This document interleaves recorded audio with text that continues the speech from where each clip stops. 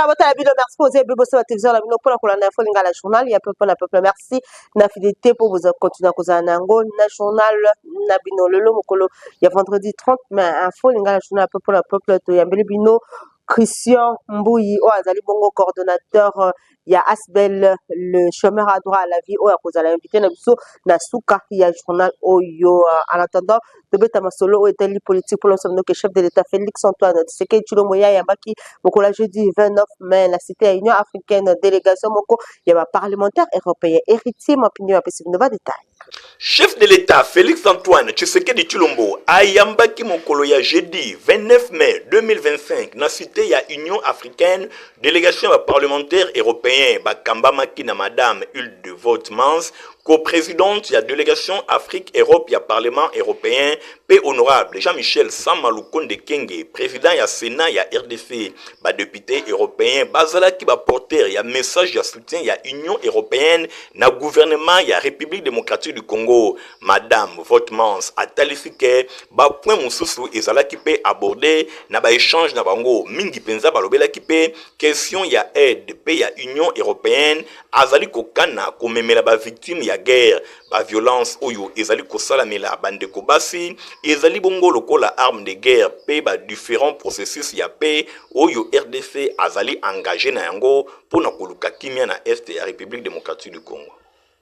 Ngenge kaka ezalaki annoncé na séance plénière ezalaki organisé mokola jeudi 29 mai kuna na Assemblée nationale ba député ba votaki pona kolongola immunité ya ministre d'État ministre ya justice Constant Mutamba reportage. Ndenge ezalaki annoncé commission spéciale temporaire oyo etamaki en place na Assemblée nationale pour examiner réquisitoire ya procureur général près ya cour ya cassation pour la autorisation ya instruction à charge ya ministre d'État ministre ya justice Constant Mutamba yango ezalaki présenté rapport oyo na plénière ya jeudi 29 mai 2025 après lecture ya rapport oyo bien détaillé ezongelaki ba réponse nyonso ya procureur général Mvonde Mambu ministre d'État Constant Mutamba pe bayokaki audition na bango nyonso commission oyo ezalaki dirigé et pa ya député national Meshak Mandefu ba recommandaki na Auguste assemblée to plénière ba autoriser instruction contre ministre d'État en charge de la justice adopté na assemblée nationale rapport oyo ezalaki bongo soumis na débat moko ya makasi oyo e permetaki na ba élu ya peuple ba ibana kopesa moko na moko avis na ye soit pour soit contre autorisation et instruction à charge ya membre ya gouvernement après débat et vote ya représentation nationale ba approuva qui rapport ya commission spéciale temporaire na même occasion ba autoriser instruction à charge ya ministre d'État Constant Mutamba bongo na sima assemblée nationale ba procéder qui na audition ya rapport ya commission spéciale temporaire chargée ko examiner réquisitoire ya procureur près ya cour ya cassation oyo a sollicité qui ba poursuite judiciaire contre député national Géry Lubanzadio oyo a fundamaki pour na falsification ya acte de vente ya Lupango na sujet wana commission a sengaki transfert ya dossier auprès ya comité de sages ya chambre basse ya parlement proposition oyo ezalaki soutenu et pas ya plénière kaka na même plénière ba ili ya peuple ba procédaki na examen ya deux rapports ya commission PAJ pour na proposition ya loi ya ordre national de léopard pe ordre national de héros nationaux ya député national André Mbata na tina wana ba amendement ya article 7 P oyo ezali bongo na 12 ezali ko composer proposition ezali kolobela création ya ordre national de héros nationaux pour na proposition oyo ya création ya ordre national du léopard 11 articles sur 19 yango ezalaki amendé ba proposition nyonso mibale ezalaki adopté après adoption ya rapport oyo epesamaki Bosimbake chambre basse ya parlement Bosimbake numéro 1 ya chambre basse ya parlement Vital Kamerhe a informé na plénière que procureur général près ya cour ya cassation a kotisi lisusu réquisitoire mosusu pona kozwa autorisation ya ouverture ya instruction contre député national Nicolas Kazadi na réquisitoire oyo etangamaki epai ya rapporteur Jacques Njoli parquet akokoba kolandela ancien ministre ya finance pona ba révélation pe ba secret d'état oyo apropagaki ba faux bruit concernant ba détournement ya misolo ya l'état bureau ya assemblée nationale na tina wana bati en place commission spéciale pe temporaire pour na auditionner procureur Firmin Mvonde et l'ongona député national Nicolas Kazadi. kaka na masolo oyo etali assemblée nationale bobaki plénière ezalaki mpe organisé mokolo ya vendredi 30 mai kuna na assemblée nationale ordre du jour ezalaki question orale avec débat ya honorable Claude Missare oyo adressaki na DG ya RVA baexaminaki mpe baadoptaki projet ya loi oyo ekozala modifie mpe complété na loi numéro 22 barra 031 ya le 15 juillet 2022 oyo eza kolobela régime spécial ya sécurité sociale ya baagent public ya l'État na masolo oyo etali premier ministre madame Judith Suminwa Tuluka boyebaki ya yambaki mokolo ya jeudi 29 mai rapporteur spécial ya Nations Unies mpona oyo etali droits humains mpe bapersone déplacé oyo ayaki bongo mpe ayaki kosola na ye ezalaki bongo na présence ya quelques membres ya gouvernement héritier Mapine Migor Tingi bapesi nova détail. Premier ministre Judith Suminwa Tuluka ayambaki rapporteuse spéciale ya Nations Unies pour les droits humains, les droits ya personnes déplacées Paola Gaviria Betancourt na présence ya quelques membres ya gouvernement ya RDC. Beaucoup tani oyo ezalaki na cadre ya restitution ya mission oyo asalaki na est ya RDC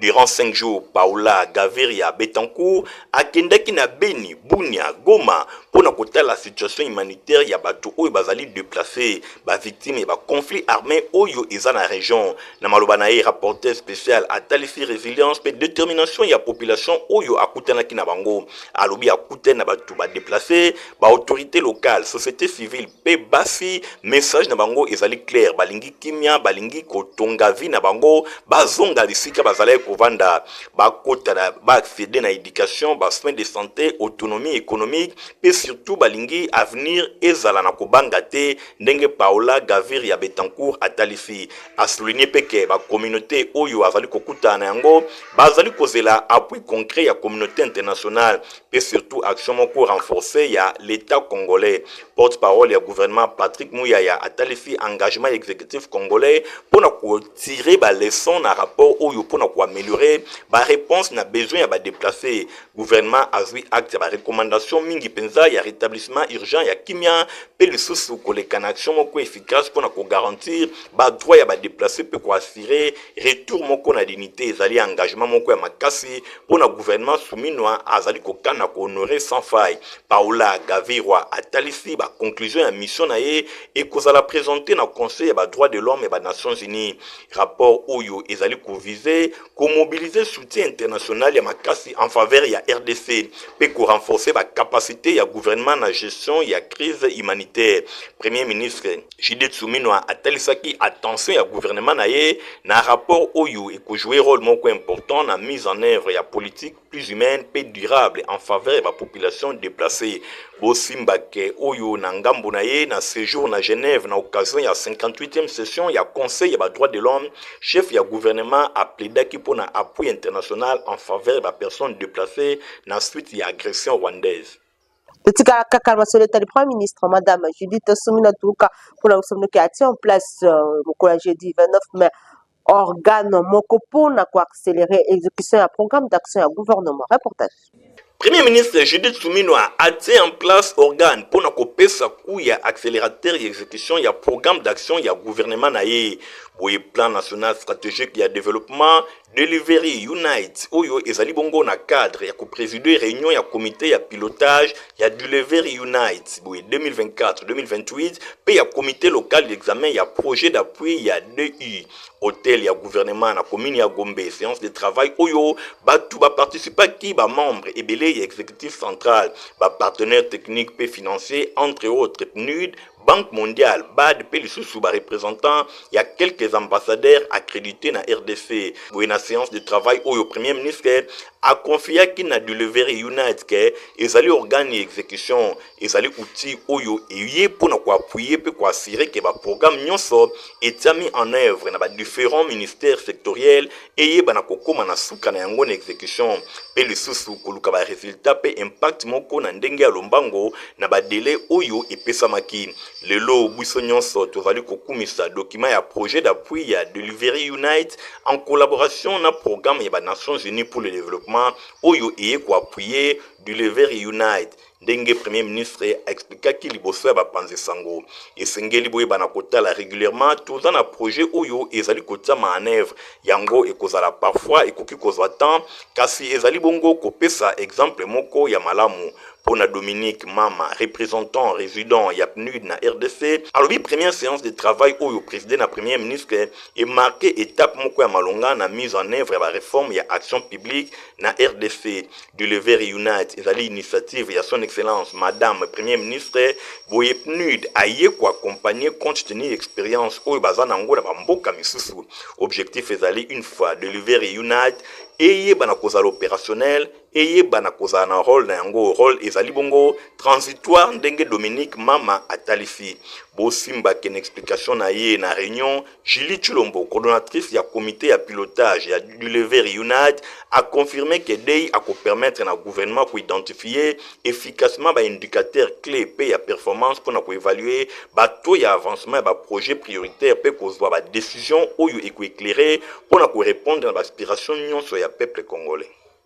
Nanga musubo ke président ya Seni Denis Kadima Kazadi ya président qui naissance ya Rogeak mokola jeudi 29 mai kuna na Bujumbura capitale ya Burundi bola na ba détail longo na Stéphane Skandi. Na présidence, il y a Denis Kadima Kazadi, président de la Commission électorale nationale indépendante, il y a République démocratique du Congo, Assemblée générale constitutive, il y a réseau des organes de gestion, pays à l'élection, il y a Afrique centrale, Rogeak na Mokuse, et Fungwama qui jeudi na Bujumbura, na République, il y a Burundi, et Zalaki moment moko historique, et marqué aboutissement, il y a tentative et délai où il y a Zalaki mené, na Bamboula et l'équipe pour nous doter sous région, na mécanisme moko permanent, il y a coopération, puis il y a dialogue entre les institutions électorales pendant 2 jours. Bah, représentant il y a 9 pays membres, il y a communauté économique des États d'Afrique centrale, CRC na Mokuse, bah, projeter ma base, il y a espace, il y a sikara échange pour la solidarité technique et innovation électorale, dans service, il y a démocratie. Na malobanaye, président ya Seni, pe président ya comité d'organisation ya Milulu Oyo,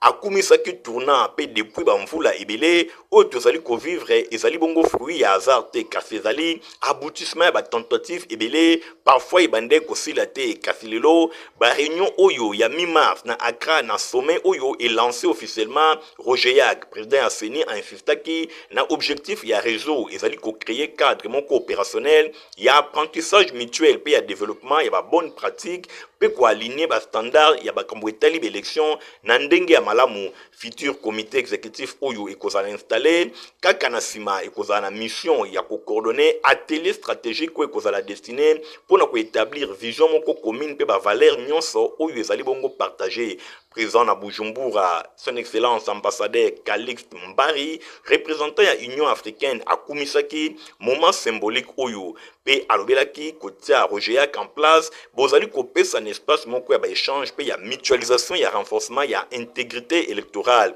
Bo simbake Oyo ezalaki rêve lelo et komi bongo réalité. Boye ba rappelaki Oyo Abbé Apollinaire Malumalu abandaki kokanisa avant ba pesa hommage na leadership ya président Kadima Oyo a permettre ko replacer OG Yemokope a côté na cœur ya processus Union africaine bango pe ba kumisaki likanisi Oyo en tant que pays hôte ya Seni ya Burundi Prosper Ntao Hwamiye ye akumisaki ba délégation nyonso Oyo bayaki a rappelé que Burundi azali engagé pour na importance ya cycle électoral et l'isengeli bebe élection législative communale ezali prévu le 5 juin 2025. Boui la création ya Rogeak, Afrique centrale a rejoindre ba sous-région misusu ya continent où il y a un mécanisme et structure où il y a coopération électorale. CAC a marqué déjà accord et à principe pour na coabriter siège ya réseau na Libreville.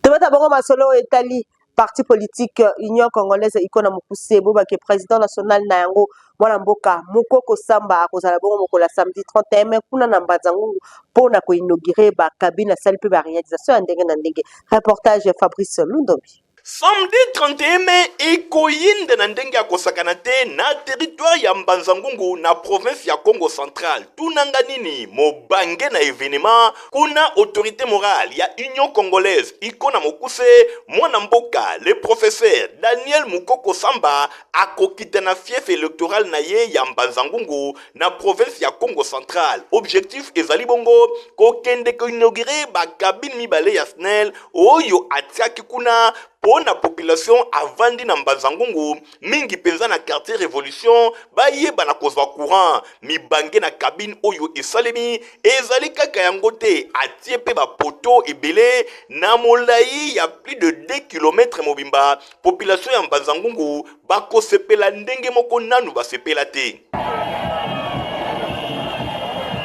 Simba mikolo eleki mwana mboka professeur Daniel Mukoko Samba akitaki na Mbanzangungu amobilizaki batu na ndenge ya kosakana te bayambaki ye lokola le sauveur pamba te kuna ezali mabele na ye mabele ya mfumuki mbangu yango ekosaka te. Boye na sima ya kotala misala nyonso esili mokolo ya samedi 31 mai 2025 nde ekozala lancement na yango. Bosimba honorable Ephraim Sumbu elongo na président fédéral ya UCO na territoire ya Mbanzangungu babengisi bana nyonso ya Mbanzangungu baya ebele ba militant nyonso ya Union Congolaise UCO na mokuse bayeba na kose mobiliser pona koya koyamba président national professeur Daniel Mukoko Samba oyo akokita na mabele na ye putulu ekomata makala ekotikala sans oublier les lions de la ville de Kinshasa mwana mboka oyo azali bongo secrétaire exécutif provincial ya ville ya Kinshasa pona UCO les grands leaders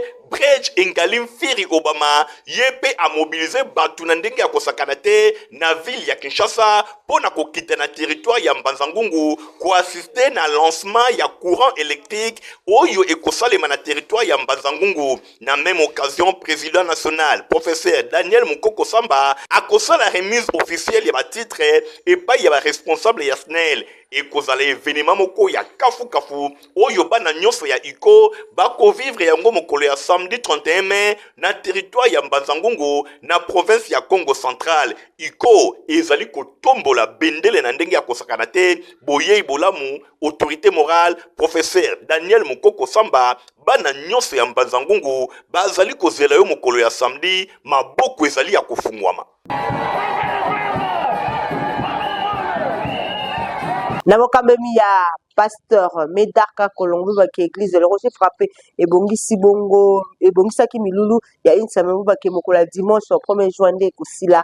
bo raté journée wana te ekozala kitoko Nadine sona ba détail.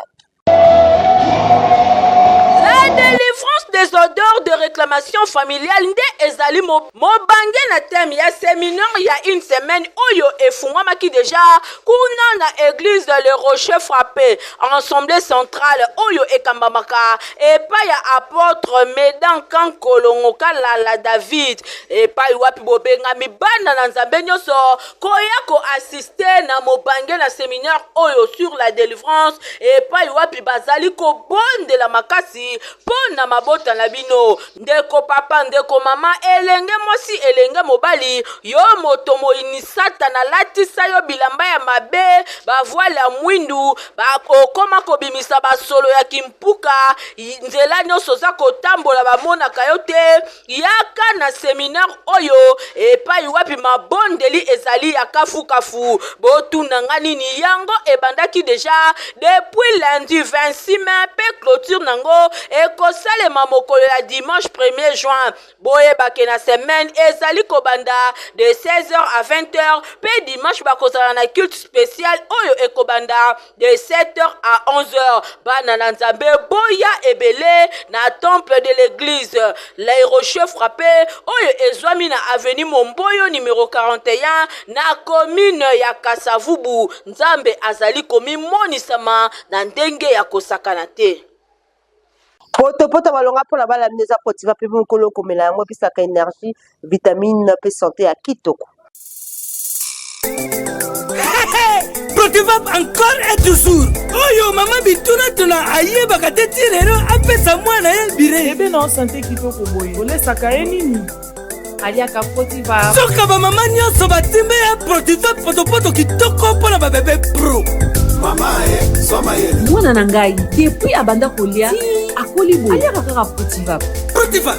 Protéine, vitamine, énergie. Azama yele na classe abelaka te alembaka te. Ba maman, félicitations na bokoneri bana. Protivap, facile à digérer et nourrissant. Ezana, protéines, vitamines et énergie.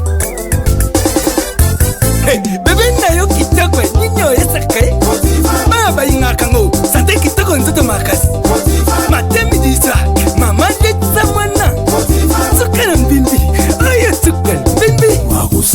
Protivat Pro Pro. Produit par Chris SARL. toza na communiqué o metesa te pesi bino mo bakekala mingi te elanga ezokobanda bolanda yango.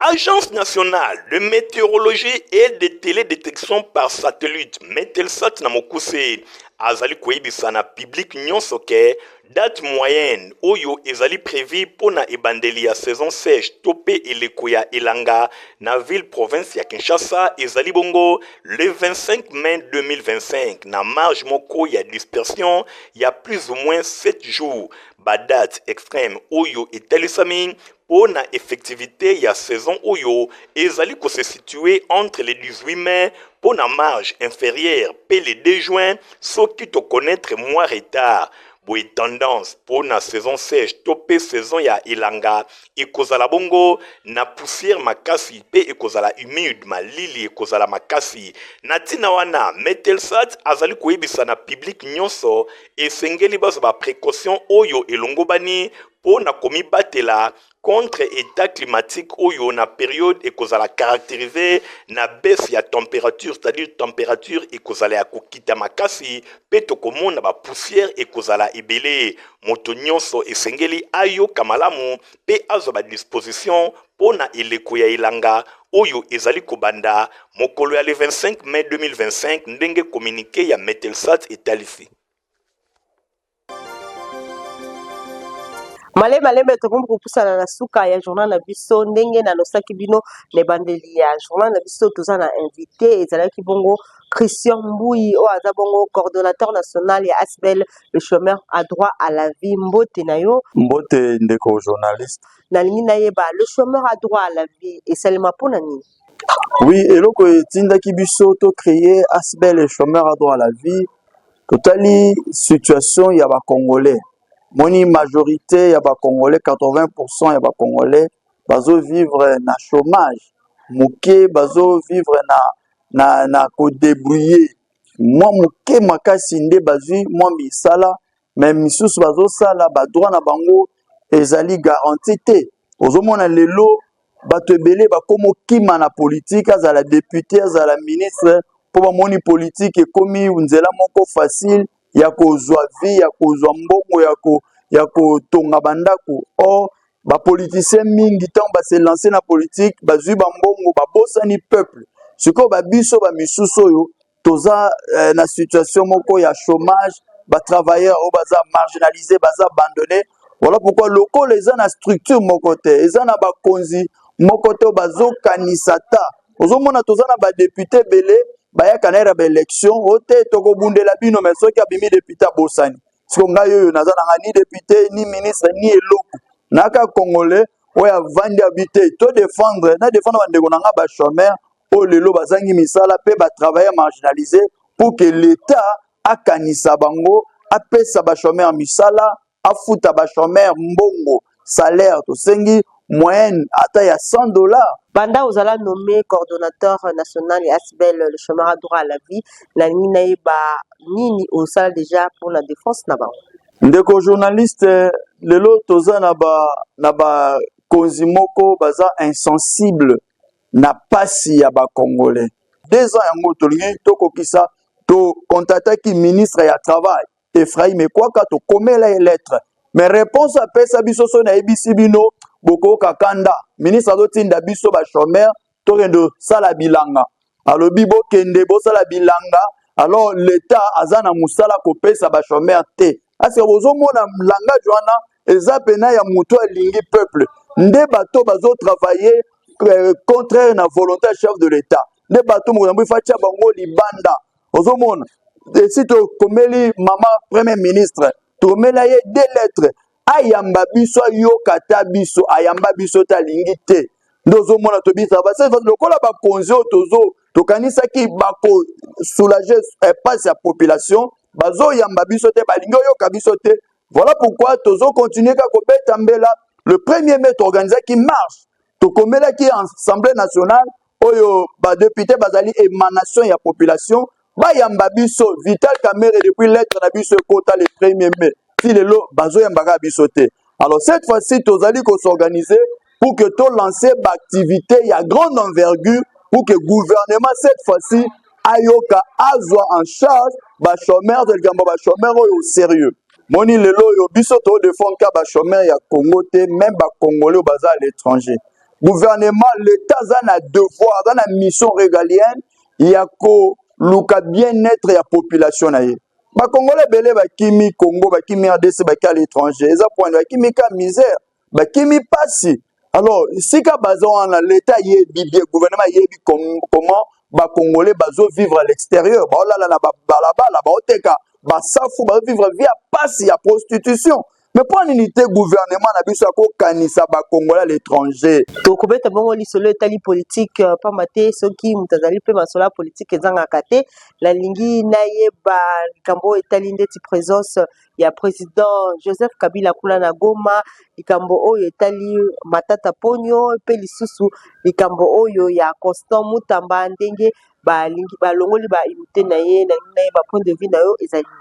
Soko moni apesi proposition ya 12 points ne wana 12 wana eza nini okomata ke mutu aye déjà na cahier de charge na ye aye déjà na agenda na ye soki bokotisi dialogue tala ba idée na nga yango wana donc aza na besoin ya dialogue aza na besoin kota ma institution mais démarche oyo ya utiliser nde tomoni mabe ya mibale par rapport à likambo ya Matata Ponyo na lobango na moko ya ba chaîne Matata Ponyo aza ko s'agiter pour rien zalaki liboso te parce que je suis candidat balinga ba éliminer ngai ok batikelaki temps postuler ti azwi na pe comment a désister en faveur ya Katumbi abimi député consort mais à la fin de compte ba saisir ye ba condamner ye Matata Ponyo esengeli na jugement na ye mbongo ya détourna ezonga nde ba saisir ba bien na ye wana ba saisir ba bien on a payé solo ba teka yango to mona mbongo ekoti na caisse à l'état point te mbongo ya détournement Matata wana e bukanga lonzo ba kocha ngota na Fonds national pour les chômeurs te par rapport ya likambo ya Constant Mutamba Constant Mutamba je le salue et je le soutiens malgré tout ce qui est arrivé je le soutiens c'est un patriote oya lakisi bolingo alakisi bolingo mboka lakisi azosa la politique pour intérêt na yete pour na libumu na yete mais pour intérêt ya peuple par rapport ya mutuna na yo soki mutu nyonso alingi ya contacter biso toza na numéro ya téléphone plus 243 98 14 245 abandeli plus 243 98 14 245 le numéro na biso kala te tozozwa bureau toza na ba négociation tozwa bureau na fiki soki ba démarche toza nango isili tokozwa bureau tokopesa adresse pour que bato baya ba adhérer. Merci. Moi mboka Christian Mbui na ndenge oye kibongo na plateau ya Info Lingala journal ya peuple na peuple na niko rappeler aux bongo coordonnateur national ya Asbel le chômeur à droit à la vie invitation na ona journal ya peuple za ya sukate to bandi ke o bako wanda koleka pona kopesa masolo ya Asbel Nabino Info Lingala journal peuple na peuple comme na sukato sukisa ngote santo pesa merci na Igor Ntingi Matomi na zaki bongo na sima ya caméra Fabrice Lundombi azalaki na montage pe na réalisation héritier mapindemi ya Super Zaki journal oyongala bino topesa ne rendez-vous mokola lundi au revoir.